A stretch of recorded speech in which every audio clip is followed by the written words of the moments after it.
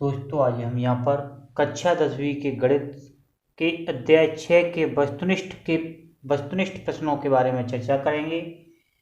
यहाँ पर क्या है, हमको कुछ वस्तुनिष्ठ प्रश्न दिए हैं, उनको हम सॉल्व करने की कोशिश करेंगे और इसको परीक्षा में कैसे हल किया जाता है, किस तरीके से हम इसको परीक्षा में हल करें जिससे क्या है हमारे वस्तुनिष्ठ प्रश्न सभी सही हो जाएं, जो कि इस बार परीक्षा में 30 अंक के आने वाले हैं। तो यहाँ पर पहला क्वेश्चन दिया है, कुछ त्रिभुज की भुजाएं नीचे दी गई हैं, इनमें से समकोण त्रिभुज नहीं है। माने समकोण त्रिभुज का एक प्रमेय पढ़ा था हमने, जिसको हम पाइथागोरस प्रमेय कहते हैं। इसमें क्या होता है, सबसे बड़ी भुजा का वर्ग अन्य दो भुजाओं के वर्गों के योग के बराबर हो तो वो क्या होता है, समकोण त्रिभुज होता है।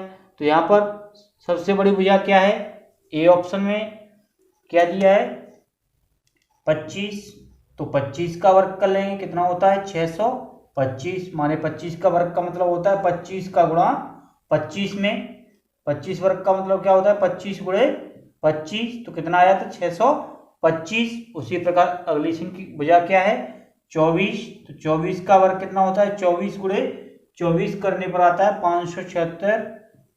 और अगले भुजा की लंबाई है 7, 7 का वर्ग कितना हो जाएगा 49। इन दोनों को जोड़ेंगे, माने यहाँ पर सबसे बड़ी भुजा का वर्ग अन्य दो भुजा माने 7 का वर्ग और 24 के वर्ग के बराबर होना चाहिए। तो यहाँ पर 7 का वर्ग 49 है, 9 6 15 का 5, 7 3 10 1 11 12 की 2 हासिल की 1 5 1 6, माने 24 और 7 के वर्ग का योग किसके वर्ग के योग के बराबर आया 25 के वर्ग के योग के बराबर। इसलिए क्या होगा, इसमें हमको देखना है त्रिभुज की भुजा नहीं है, माने ये त्रिभुज की भुजा है। दूसरी वाली देखिए क्या है, जैसे यहाँ पे दिया है 5 8 और 11, माने सबसे बड़ी भुजा क्या है 11 का वर्ग बराबर 5 का वर्ग प्लस 8 का वर्ग। तो यहाँ पे 11 का वर्ग कितना होगा 121 और 5 का वर्ग कितना होता है 25 और 8 का वर्ग कितना होता है 64। यहाँ 121 बराबर कितना हो जाएगा 5 4 9 6 2 8, माने कितना हुआ 89। माने ये हमारा आंसर कौन सा होगा, ये वाला, क्योंकि यहाँ पर सबसे बड़ी भुजा का वर्ग अन्य दो भुजाओं के वर्गों के योग के बराबर नहीं है। इसलिए क्या है, ये समकोण त्रिभुज की भुजाएं नहीं है, इसलिए हमारा आंसर कौन सा हो जाएगा बी। इसके बाद अगला क्वेश्चन क्या है, एक त्रिभुज की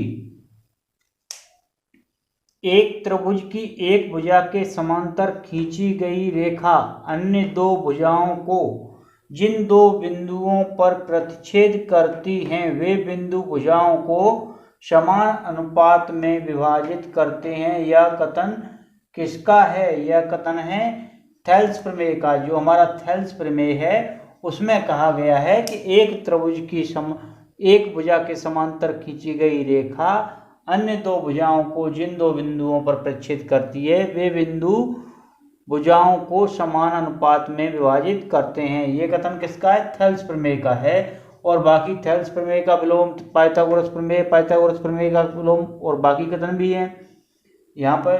तो हमारा आंसर कौन सा होगा, थेल्स प्रमेय का कथन है। तीसरा क्वेश्चन है हमारा यहाँ पर, एक व्यक्ति पूर्व की ओर, मान लीजिए कोई व्यक्ति है, पूर्व की तरफ होगा, इधर होगा, पूर्व की ओर कितना जाता है 15 मीटर जाता है, 15 मीटर गया। और उसके बाद उत्तर की ओर, माने ऊपर, उत्तर की तरफ होता है, ऊपर की तरफ होता है, तो उत्तर की ओर किधर कितना गया है 8 मीटर गया है, 8 मीटर गया है। अब वह अपने प्रारंभिक बिंदु से कितनी दूरी पर है, माने यहाँ से यहाँ तक की दूरी ज्ञात करना है।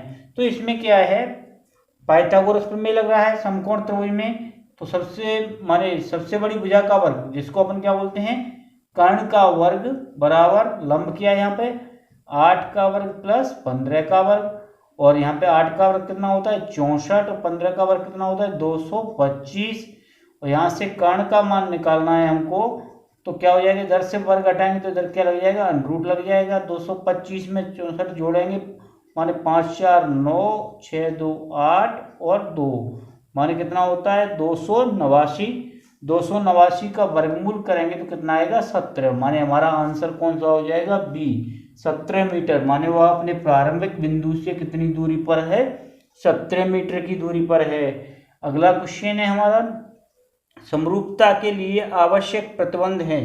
तो समरूपता के लिए प्रतिबंध माने दो त्रिभुज समरूप कब होते हैं, जब उनके कोण समरूपता, कोण समरूपता, भुजा समरूपता, माने ये सभी प्रतिबंध ये हैं वो समरूपता के लिए आवश्यक हैं।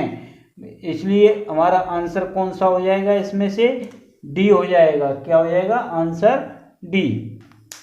यहाँ पर अगला क्वेश्चन दिया है, क्वेश्चन नंबर 2, यदि दो त्रिभुजों की संगत भुजा अनुपातिक हों तो त्रिभुज होते हैं।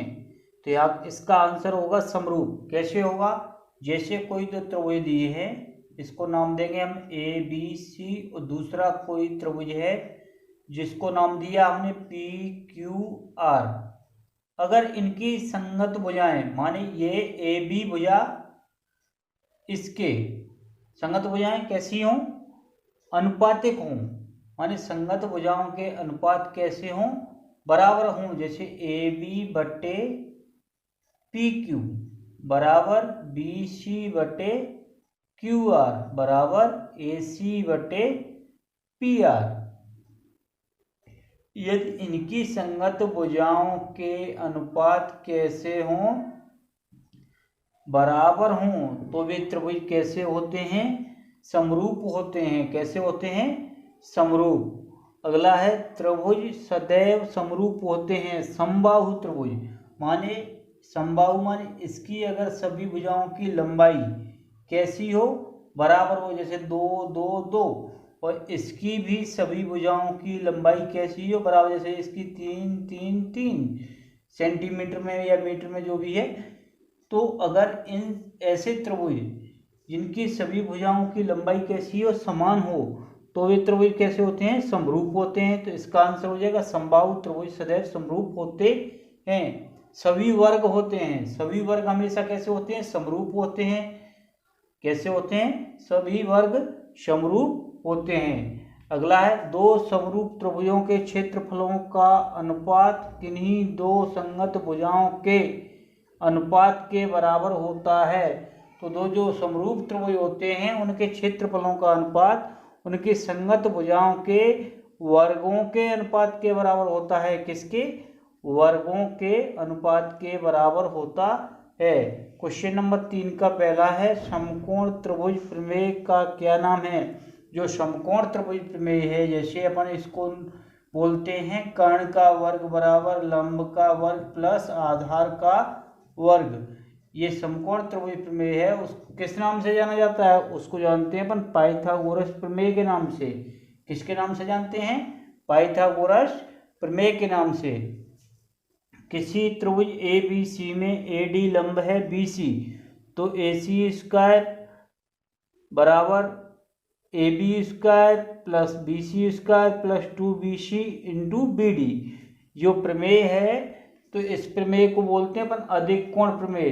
दोस्तों, इसी में एक और प्रमेय है, वो है ए सी स्क्वायर बराबर A B square plus B C square minus 2bc into B D. माने जहाँ प्लस है उसमें क्या हो जाता है, माइनस, तो उसको बोलते हैं अपन न्यून कोण प्रमेय। क्या प्रमेय बोलते हैं, न्यून कोण प्रमेय।